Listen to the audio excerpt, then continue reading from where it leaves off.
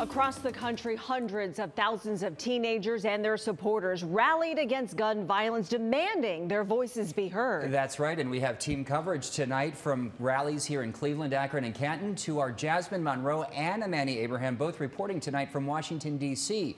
We begin with Jasmine, who's with a group of teenagers from Lakewood.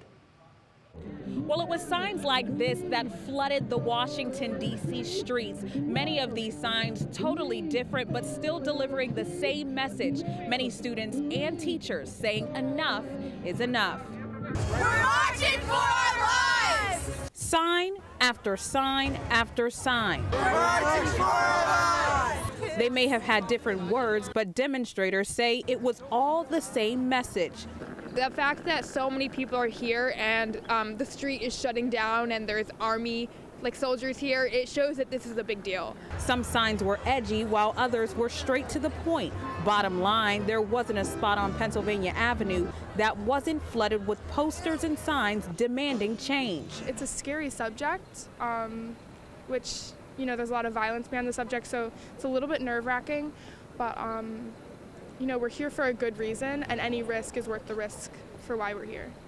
Lakewood students say they joined in on the movement after the Parkland shooting. Amelia Ortez says she was inspired by their courage, and that's what sparked her interest. They're students our age, and we can do this too. We can make this happen in our hometown, thousands of miles away. Amelia said her initial goal was to get 5 students to D.C., but that 5 quickly turned into 54 within minutes. So many kids had already showed interest, so we're like, we have to get a bus. This is what we're doing now. Sarah, along with several others, organized the trip to D.C., but it came with a hefty price tag.